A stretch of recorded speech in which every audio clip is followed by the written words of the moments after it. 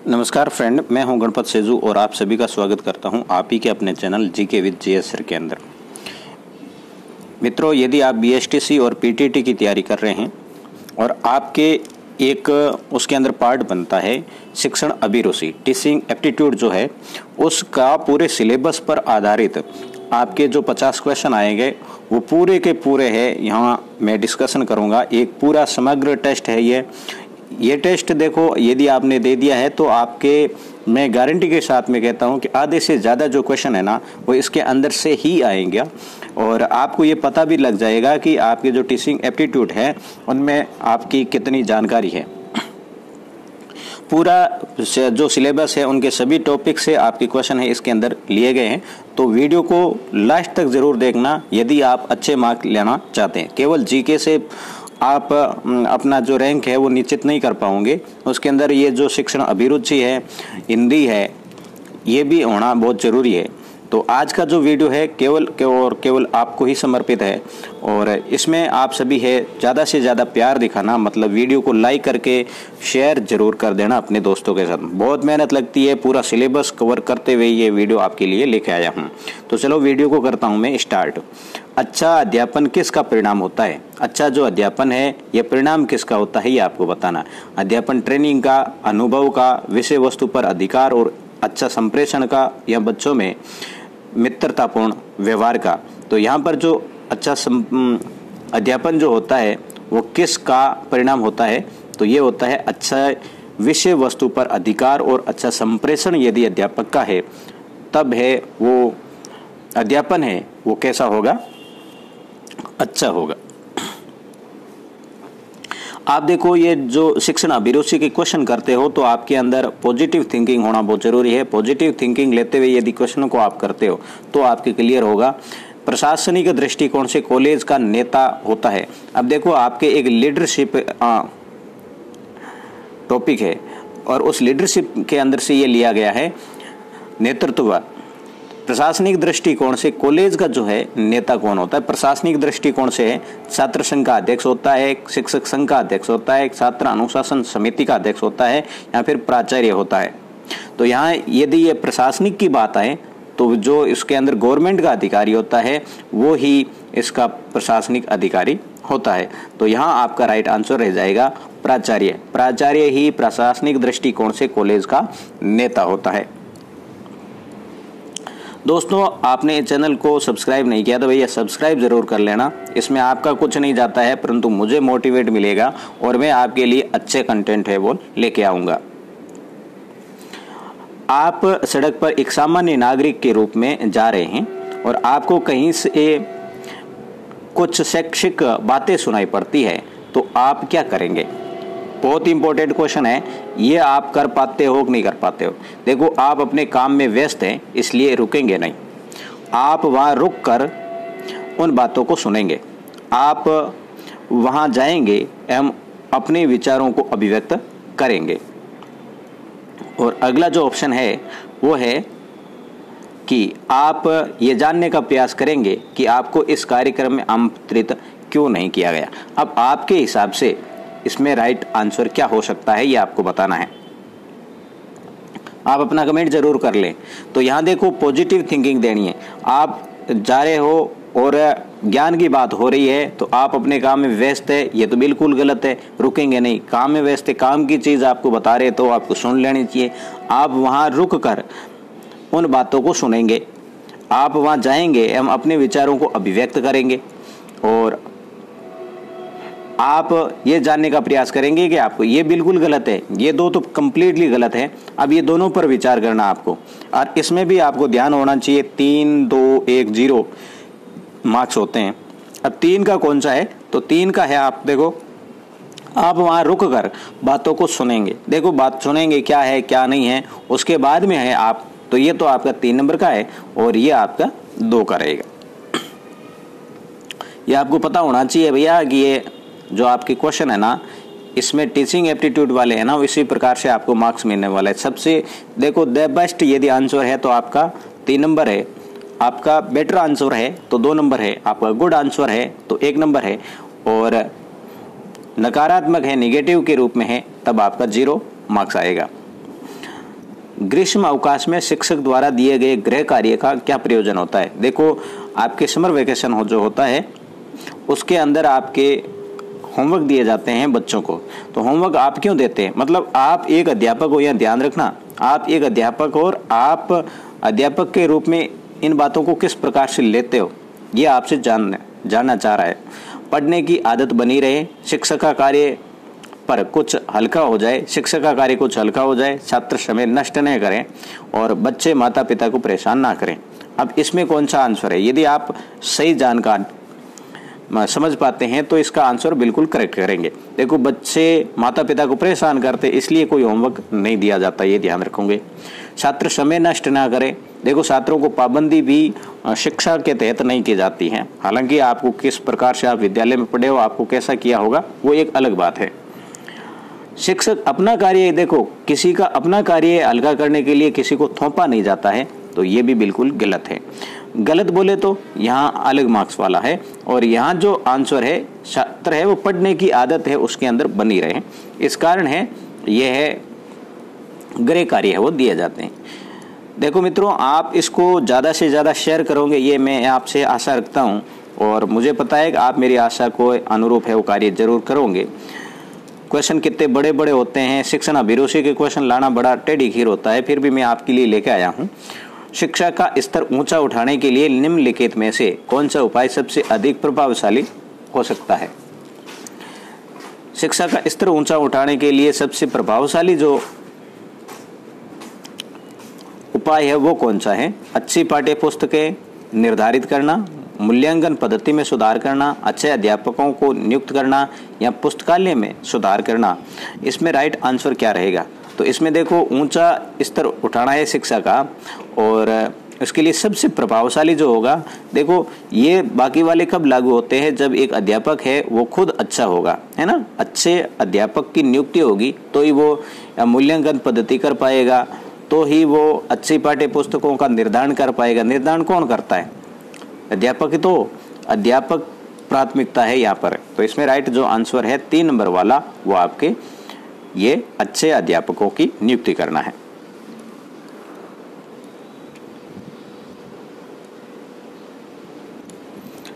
अगला क्वेश्चन है कि सामाजिक परिवर्तन के लिए अध्यापकों का क्या योगदान होना चाहिए। सामाजिक परिवर्तन, देखो एक अध्यापक है, समाज का दर्पण भी होता है, ध्यान रखना। तो सामाजिक परिवर्तन के लिए अध्यापकों का क्या योगदान होना चाहिए, ये है आपसे जानना चाह रहा है। तो इसमें आपके सामने ऑप्शन है कि सभी स्तरों पर नेता के रूप में योगदान देना, कौन, अध्यापक, तो ही क्या सामाजिक सुधार होगा। यहाँ उच्चतर सामाजिक गति के लिए अच्छे परिणाम देना, समाज सेवा द्वारा राष्ट्र को महान बनाना, या विभिन्न संस्थाओं के बीच सह संबंध पैदा करना। ये बहुत इंपॉर्टेंट क्वेश्चन है, इसमें आपको समझना जरूरी है। सामाजिक परिवर्तन के लिए अध्यापकों को क्या योगदान होता है, सामाजिक परिवर्तन है ना, इसमें क्या, देखो सभी स्तरों पर नेता के रूप में योगदान देना, ये तो नहीं हो सकता है। उच्चतर सामाजिक गति के लिए अच्छे परिणाम देना, या समाज सेवा द्वारा राष्ट्र को महान बनाना। अब देखो अध्यापक का इंपॉर्टेंट जो काम होगा ना, वहां पर ये होगा समाज सेवा द्वारा राष्ट्र को महान बनाना। ये 3 नंबर वाला जो क्वेश्चन है वो यही है आंसर आपका। इस क्लास को देखो शेयर जरूर कर ले आप, अभी तक शेयर नहीं किया तो शेयर करें इसको। और आपको मैं बता दूं कि आपके पूरी डिटेल्ड जो क्लासेज है वो अवेलेबल है, जिसकी लिंक मैं डिस्क्रिप्शन के अंदर आपको दे रहा हूँ, वहाँ से आप क्लास ज़रूर देख लें, उनकी सभी की देख लें। देखो थ्योरिकल क्लास है ना, वो देखनी है तो नीचे में एक पूरी प्लेलिस्ट की है वो लिंक दे रहा हूँ। उस प्लेलिस्ट के अंदर ये मत देखना कि ये 2019 की है, 20 की है, 21 की है। आप उसको पढ़ लोगे ना तो आपका ये जो क्वेश्चन है ना ये गलत नहीं होगा, बिल्कुल ही ध्यान रखना। ये टीचिंग एप्टीट्यूड तो आपके बिल्कुल ही गलत नहीं होगा, कंप्लीट मैंने सिलेबस वहाँ करवा रखा है आपको। तो इसमें देखो, अब अगर पड़ोसी मेरे घर के सामने कचरा फेंक दे तो क्या करेंगे, और वो हेकड़ी नहीं दिखानी यहाँ पर के कचरा फेंक दे, तो उससे स्पष्ट रूप से नाराजगी व्यक्त करूंगा, जाके कान पकड़ के 2 थप्पड़ नहीं मारोगे। वो वाला सिस्टम यहाँ नहीं लागू होता है, मैं भी उसके घर के सामने टिट फॉर टेट, ये भी नहीं होना चाहिए, है ना। टिट फॉर टेट कैसे करूँगे, उस पर ध्यान नहीं दूंगा, ये भी तो ध्यान नहीं दूंगा हो सकता है, परंतु आगे वाला और ऑप्शन देख लें, पड़ोसी के ध्यान में लाकर हटवा दूंगा। यहाँ पर ये दो जो है ना, ये कंपैरिजन वाले हैं, ध्यान नहीं दूंगा, इनसे बेटर है कि पड़ोसी को ध्यान में लाकर आप खुद वो कचरा हटाओगे तो पड़ोसी को भी पता चलेगा कि हाँ भाई मेरी गलती हुई है, वो है वो कचरा हटा रहा है, मुझे कचरा वहाँ पर नहीं डालना चाहिए था। इसमें जो राइट आंसर रह जाएगा आपके, वो पड़ोसी के ध्यान में लाकर जो कचरा डाल रखा है उनको हटवा दोगे आप। अगला क्वेश्चन है कि यदि पढ़ाते समय एक छात्र प्राय पीछे बैठकर चित्र बनाता है तो आप क्या करेंगे, है ना, क्या करेंगे। आपके साथ में टीचर साहब ने क्या किया था वो नहीं करोगे आप। अब आप एक टीचर हो, यहाँ पर देखो एक साइको काम करती है, मनोविज्ञान काम करता है, मनोविज्ञान के तौर पर आपको यहाँ पर आंसर देने, उसकी कला प्रतिभा को उचित दिशा देंगे, उसे दंड देंगे, प्रधानाचार्य से शिकायत करेंगे या उसके अभिभावकों को शिकायत करेंगे। यहाँ आपका आंसर है वो एक पॉजिटिव थिंकिंग लिए हुए होना चाहिए। अब देखो उसको दंड, बिल्कुल कहीं भी ऐसा यदि आ जाए कि ऐसा छात्र कर रहा है तो आप उसे दंड देंगे, दंड नाम आता है तो आप उसको बिल्कुल गलत करोगे, ध्यान रखना। दंड वाला आंसर आपको करना ही नहीं है, ये ध्यान रखोगे, ये मेरे कहने पर ध्यान रख लेना, आंसर गलत नहीं करना है, ये दंड वाला है, आप कभी सही करोगे ही नहीं। प्रधानाचार्य से शिकायत करोगे, अब शिकायत करोगे तो छात्र में कौन सा सुधार हो जाएगा ये बता दो। अभिभावकों को शिकायत करोगे तो कौन सा हो जाएगा सुधार। तब आपका 3 नंबर का है वो आंसर ये रहेगा, उसकी कला जो है ना उसको उचित दिशा देंगे। वो चित्र बना रहा है, उसका इंटरेस्ट है छात्र का किस में है, चित्र बनाने में है, तो उनको चित्र बनाने में ही आगे बढ़ाएंगे, ये ही एक अच्छी थिंकिंग है।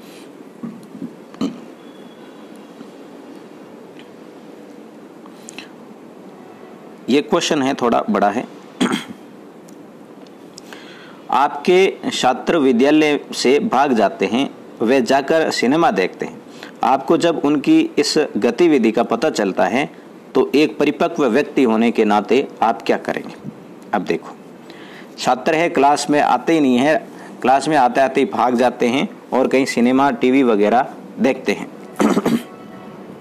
सॉरी, तो ये आदत है, आप एक अध्यापक है ना उस विद्यालय के, तो आप क्या करेंगे, इस ओर ध्यान नहीं देंगे, छात्रों को बुलाकर समझाएंगे, समझेंगे नहीं, यहाँ पर समझाएंगे, ठीक है ना। छात्रों को दूसरे दिन विद्यालय में दंड देंगे, छात्रों के अभिभावकों को इसकी सूचना देंगे। अब देखो इसमें मैं आपको तीनों टाइप के क्वेश्चन जो आंसर है ना वो बता देता हूँ भाई, 3 टाइप के आंसर आपको देने होते हैं। सबसे बेटर आंसर है छात्रों को बुलाकर समझाएंगे, भाई समझाना ही है आपको, तो ये आपका 3 अंक का है। अब देखो 2 अंक का कौन सा होगा, छात्रों को दूसरे दिन दंड, बिल्कुल नहीं है, ये आपको गलत ही करना। छात्रों के अभिभावकों को इसकी सूचना देंगे और इस ओर ध्यान नहीं देंगे, तो 2 नंबर वाला जो क्वेश्चन है आंसर आपका ये होगा, और 1 नंबर वाला ये होगा, और ये यदि आपने कर दिया तो आपके 0 ही आएगा, है ना। समझ में आई बात। तो इस प्रकार से आपको करना है, तो आपको कोशिश यही करनी है कि जो सबसे बेस्ट आंसर है वो देना है।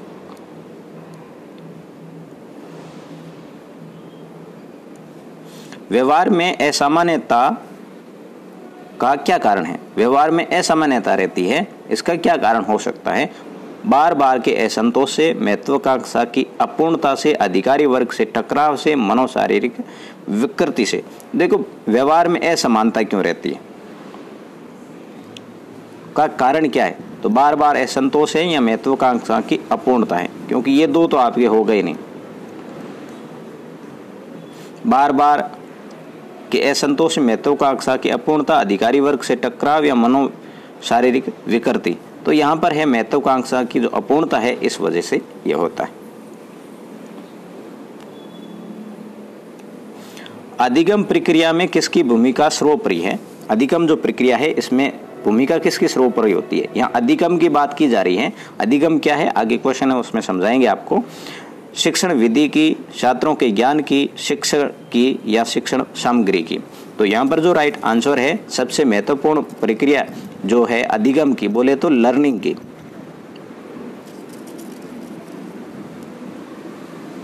लर्निंग है ना, इसमें सबसे मुख्य भूमिका है वो किसकी होती है? टीचर की होती है, ठीक है ना। ये स्वतंत्र सर होता है, ये आपको सर वाला आपके है नहीं। आप एक शिक्षक के रूप में छात्रों को प्रोत्साहित करेंगे। आप एक अध्यापक हैं और छात्रों को प्रोत्साहित करेंगे किसके बारे में? स्वावलंबी बनने के लिए, उच्च शिक्षा ग्रहण करने के लिए, प्रतिभा जो है उसको स्फुटित करने के लिए, अविवाहित बने रहने के लिए। अब देखो, एक स्वावलंबी कि अपना काम है खुद करो, इसके लिए आप है उसको मोटिवेट करोगे। यहाँ आप है वो पढ़ते रहोगे भाई, इसके लिए मोटिवेट करोगे। या फिर आपके अंदर जो प्रतिभा है ना उसको है आप आगे बढ़ाओ, इसके लिए करोगे। या फिर भाई शादी मत करो, शादी से बर्बाद हो जाओगे, इसके लिए करोगे। तो अब देखो इसमें जो राइट आंसर है, राइट बोले तो 3 नंबर का मतलब बेस्ट जो आंसर है वो है कि आप है उनको मोटिवेट ये करोगे कि आपकी जो प्रतिभा है ना, आपके अंदर जो कौशल है, आपके अंदर जो टैलेंट है ना, उसको आप आगे बढ़ाओ, इसके लिए आप उन्हें मोटिवेट करोगे। अध्यापक किस प्रकार महान विद्वान पैदा कर सकते हैं? अध्यापक है वो महान विद्वान कैसे पैदा कर सकते हैं? अपने गहन कार्य द्वारा स्वयं कठोर कार्य करने वाले बनकर, स्वयं महान विद्वान बनकर, या फिर अपने विद्यार्थियों को प्रेरणा देकर। इसमें राइट आंसर क्या रहेगा ये बताओ आप, ठीक है ना, जल्दी बताओ। तो इसमें जो बेस्ट आंसर है वो आपका, 1 मिनट थोड़ा अक्षर,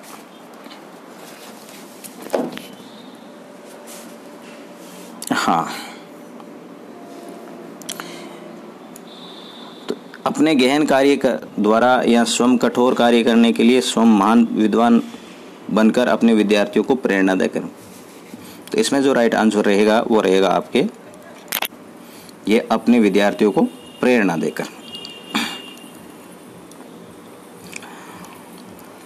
निम्न में से अभिरुचि की पहचान से संबंधित नहीं है। अभिरुचि की पहचान से संबंधित कौन सा नहीं है ये बताना है आपको। विद्यार्थी की क्रियाकलाप, विद्यार्थी की पुस्तकें जो वो पढ़ते हैं, अभिलाषा द्वारा या किसी को बताने पर। यहाँ पर आपके देखो नहीं वाला वर्ड है और नहीं है आपको देखना है। इसमें अभिरुचि, अभिरुचि बोले तो इंटरेस्ट जो होता है ना, इंटरेस्ट, अभिरुचि कहो या फिर रुचि कहो एक ही बात है। यह है किस पर नहीं है, किससे संबंधित नहीं। तो देखो किसी के बताने पर इंटरेस्ट कभी नहीं आता है ना। कोई कह दे भाई तू ये कर दे तेरे को इंटरेस्ट आएगा, तो कभी नहीं। अब इंटरेस्ट जो है ना विद्यार्थी स्वयं करेगा। विद्यार्थी की पुस्तकें जो वो पढ़ता है ना, इंटरेस्ट है तभी वो पढ़ता है। और अभिलाषा द्वारा है ना, आपके मन की जो अभिलाषा है, जो कुछ करने की जो चाह है ना, उसके अनुसार जो करेगा तब। तो इसमें जो राइट आंसर है आपका किसी के बताने पर, ये सही रहेगा।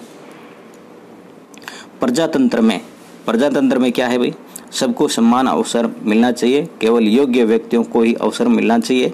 यहाँ सरकार को तय करना चाहिए कि किसको क्या अवसर मिले, प्रत्येक को उनकी योग्यता के अनुसार अवसर मिलना चाहिए। तो इसमें जो राइट आंसर है देखो, प्रत्येक को उनकी योग्यता के अनुसार अवसर मिलना चाहिए। दूरदर्शिता द्वारा सीखने के लिए कौन सा कथन सत्य है? दूरदर्शिता द्वारा सीखने के लिए है ना, आगे की सोच रखने के लिए, सीखने के लिए कौन सा कथन सत्य है? करने के सिद्धांत पर आधारित है, ये तीक्ष्ण बुद्धि वाले छात्रों के लिए है, सीखने का स्थानांतरण है, सीखने वालों की कोशिशों पर निर्भर करता है। दूरदर्शिता है ना, आगे की कौन सोचेगा? जिसके अंदर बुद्धि कैसी होगी? तीक्ष्ण होगी। तीक्ष्ण बोले तो तीव्र बुद्धि होगी, वो जो टैलेंट होगा उनके लिए। जड़ बुद्धि वाले बालकों की बुद्धि लब्धि कितनी होती है? जड़ बुद्धि बोले तो मैं आपको समझा दूं यहाँ पर, क्योंकि ये जो टॉपिक है ना पूरे ही समझाने योग्य हैं, तो एक क्वेश्चन पर पूरा नहीं समझा पाते हैं, इसीलिए तो आपको कह रहा हूँ जो प्लेलिस्ट है उसको देख लेना आप। जड़ बुद्धि वो होता है जो अपने दिमाग से कुछ नहीं कर पाता है ना, ढंग से वो खाना ही नहीं खा सकता है, और उसकी बुद्धि लब्धि है IQ, जिसे IQ के नाम से जानते हैं। IQ कितनी होती है? तो उनकी IQ है 25 से कम होगी, कितनी होगी, 25 से कम। ऐसा भी आ जाए कि औसत बालक है, मतलब ना तो कमज़ोर है और ना ही ज़्यादा टैलेंट है, तो उसकी IQ कितनी होगी। तो औसत बालक की आपको ध्यान रखना चाहिए 90 से 110 के मध्य, ठीक है ना, 90 से 110 के मध्य। निम्न में से असामान्य बालक नहीं है। असामान्य बालक कौन सा होता है, समझा दूं मैं आपको। असामान्य बालक वो होगा जो एक एवरेज स्टूडेंट है ना, उनके ज़्यादा टैलेंट है तो भी वो असामान्य है, और ज़्यादा कमज़ोर है तो भी वो असामान्य है ना, सामान्य से अलग भिन्न है, वो असामान्य बालक है। अब देखो, चोर, सामान्य लड़का कभी चोर नहीं होता है, यहाँ पर आपको नहीं खोजना है। प्रतिभाशाली सामान्य से अलग है, क्योंकि प्रतिभाशाली वो होता है जो सबसे टैलेंट होता है। विकलांग, देखो सामान्य से ये भी अलग है। मध्य स्तर वाला, मध्य स्तर बोले तो न तो टैलेंट है और न ही कमजोर है, तो इसमें जो राइट आंसर है आपका वो रहेगा मध्य स्तर वाला।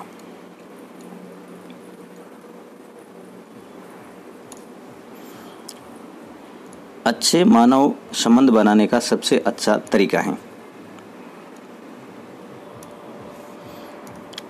दूसरों की भावनाओं को समझना, मित्रों को उनके कठिन समय में सहायता देना, हमेशा अपनी समस्या के बारे में दूसरों को बताना या मित्रों को बार बार मिलते रहना। अच्छे मानवीय संबंध है वो बनाने का सबसे अच्छा तरीका कौन सा है।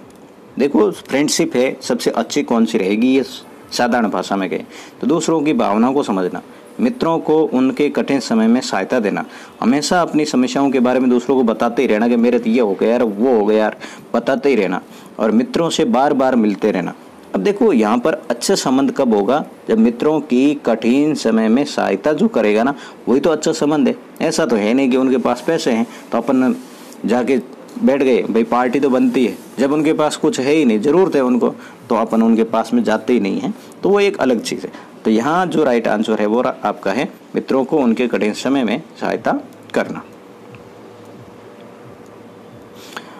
आजकल छात्रों में सामाजिकता के विकास का दायित्व भी विद्यालय पर आ गया है। इसका कारण यह है कि, ये थोड़ा समझेंगे पूरा, इसमें क्या कह रहा है कि सामाजिकता का जो विकास है ना, इसका दायित्व किस पर आ गया है, विद्यालय पर आ गया है। इसका क्या कारण है, देख लेते हैं क्या कारण है। माता पिता दोनों ही अत्यधिक व्यस्त हो गए हैं। आजकल परिवार बहुत ही छोटे एकांकी हो गए हैं।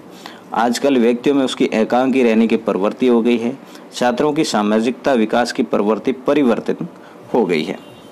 तो इसमें देखो, आंसर आपको बेस्ट खोजना, यूँ तो सभी सही है ना, आंसर सभी सही है, परंतु बेस्ट कौन सा है ये आपको देखना। माता पिता दोनों ही अत्यधिक व्यस्त हो गए, इनसे देखो ज़्यादातर नहीं होगा। माता पिता है, यदि संयुक्त परिवार है तो उसमें रहेगा, तो उनके दादा दादी से सामाजिकता वो सीख जाएगा। आजकल परिवार बहुत ही छोटे एवं एकांकी हो गए। अब छोटे परिवार होगा, जैसे छोटे परिवारों में क्या होता है, हम दो और हमारे दो हो गए, हम दो हमारे दो है, हम दो और हमारे दो, हम दो तो है कहाँ हैं, कहीं धंधे पे जा रहे, केवल हमारे दो पीछे रह रहे हैं, मतलब दो लड़के पीछे रहे, वो अब सामाजिकता सीखेगा किनसे। तो इसमें जो बेस्ट आंसर है ना, आजकल परिवार बहुत ही छोटे एवं एकांकी हो गए, ये रहेगा आपके, ठीक है। बेसिक शिक्षा का केंद्रीय बिंदु है हस्तकौशल प्रशिक्षण, सामान्य भाषिक एवं गणितीय प्रशिक्षण, ज्ञानात्मक शिक्षण या खेलकूद एवं सांस्कृतिक कार्यक्रम। अब देखो, बेसिक शिक्षा का केंद्र है, शिक्षा है बेसिक कहाँ से मिलेगी, है ना, नॉर्मल शिक्षा आप बोले तो एक व्यवहारिक जो शिक्षा है वो कहाँ से मिलेगी, हस्तकौशल प्रशिक्षण। अब प्रशिक्षण है, व्यवहारिक नहीं है ना, ये तो एक प्रशिक्षण है, ट्रेनिंग है, तो ये व्यवहारिक शिक्षा का केंद्रीय बिंदु नहीं है। जहाँ से शिक्षा की शुरुआत होती है वो केंद्रीय बिंदु माना जाता है। आवाज़ थोड़ा ज़्यादा ही आ रही है ना। सामान्य भाषिक एवं गणितीय प्रशिक्षण, तो ये भी एक पहला स्टेज नहीं है। ज्ञानात्मक शिक्षण, ये भी पहला स्टेज नहीं है। अब देख, खेल कूद एवं सांस्कृतिक जो कार्यक्रम है ये पहला स्टेज है, क्योंकि खेल कूद में बच्चा खेल खेल के माध्यम से भी सीख जाता है। ये इसमें करेक्ट आंसर है।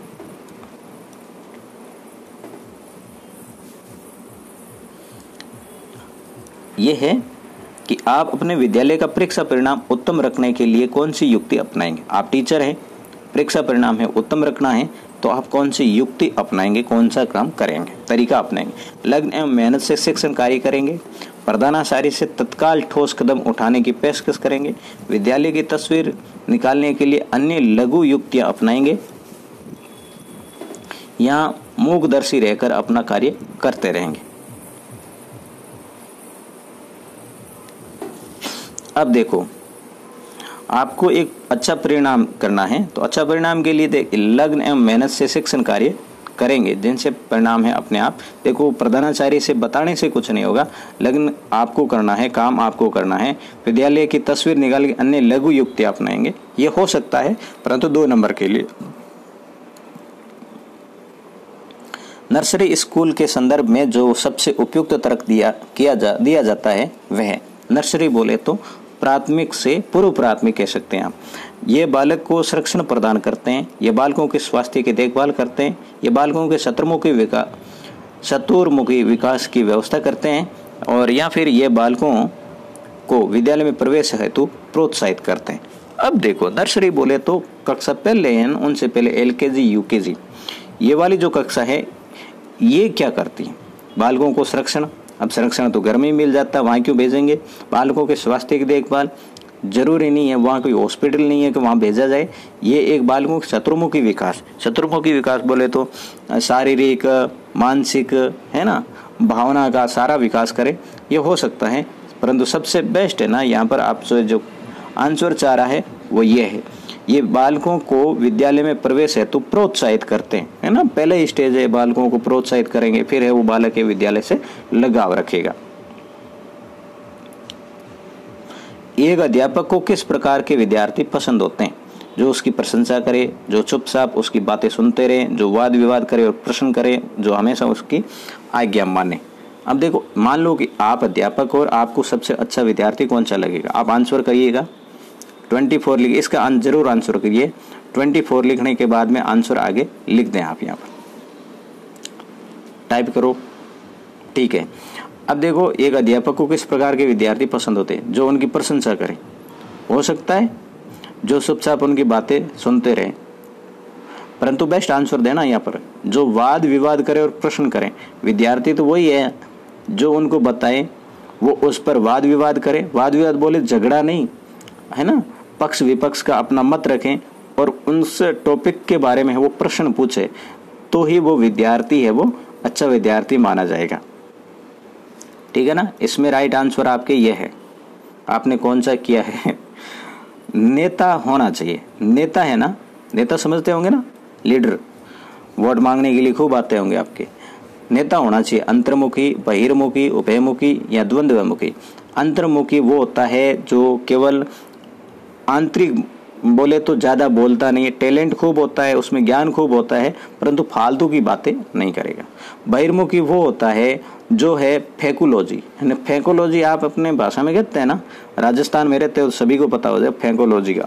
तो अब वो जो ज़्यादा बोलता, अपनी जो मन के अंदर जो बात होती है उनको बड़े ही एक शानदार तरीके से वो है प्रस्तुत करता है ना, बोलने में और लोगों से मिलने में हमेशा हर कार्य में आगे रहता है। केवल फेकोलॉजी इसको गलत में नहीं ले, देखो समाज में सबसे आगे रहेगा, कोई भी कार्य है उनको करने में सबसे आगे रहेगा, तो वो है बहिर्मुखी। उभयमुखी है, न तो अंतर्मुखी है और नहीं बहिर्मुखी है, वो रहेगा। तो इसमें जो राइट आंसर है ना, वो आपका नेता तो हमेशा बहिर्मुखी होना चाहिए। देखो विद्यार्थियों, इनको शेयर जरूर करें भाई, शेयर नहीं किया है तो तब काम नहीं बनेगा भैया। अगला वीडियो है इनसे संबंधित नहीं आएगा यदि आपने इसको अपने सभी दोस्तों के पास नहीं पहुंचाया तो। आप अपने विद्यालय को क्रिकेट टीम में किस प्रकार के विद्यार्थी को सम्मिलित करेंगे? कौन से विद्यार्थी है आप अपनी क्रिकेट टीम में सम्मिलित करेंगे? ऑलराउंडर करेंगे, एक लोकप्रिय खिलाड़ी को करेंगे, सबसे बड़ी आयु वाले को करेंगे, सुदर्शन व्यक्ति को। मतलब यहाँ देखो, मतलब जो हैंडसम है ना उनको करेंगे, जैसी आपकी इच्छा कर सकते हैं।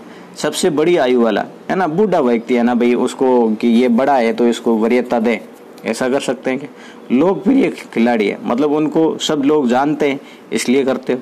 या ऑलराउंडर, खेलने में ऑलराउंडर है, वो बॉलर भी है, बैट्समैन भी है, फील्डर भी है, कैचर भी है ना, तो उनको करेंगे। तो इसमें तो जाहिर सी बात है, खेल में तो खेल की भावना का ध्यान रखा जाता है, तो यहाँ आपके ए राइट आंसर रह जाएगा।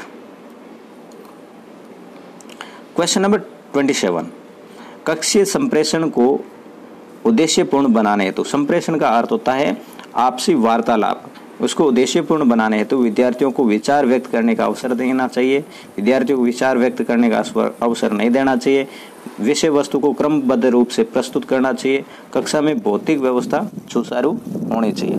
तो इसमें देखो संप्रेषण का सबसे बेस्ट आंसर है वो आपका ए रहेगा। इसमें विद्यार्थियों को विचार व्यक्त करने का अवसर देना चाहिए।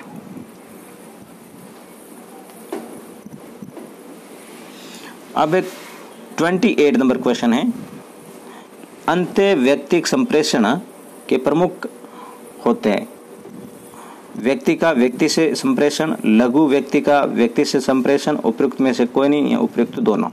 देखो अंत्य व्यक्तिक ना, अंत्य व्यक्ति का अर्थ होता है व्यक्ति का व्यक्ति के मध्य जो संप्रेषण होता है ना, ये फैक्चुअल क्वेश्चन है, तो इसमें जो राइट आंसर है ये रहेगा आपके। 29 है कि वे शिक्षण विधि जिसमें उदाहरण से नियम की ओर पढ़ाया जाता है।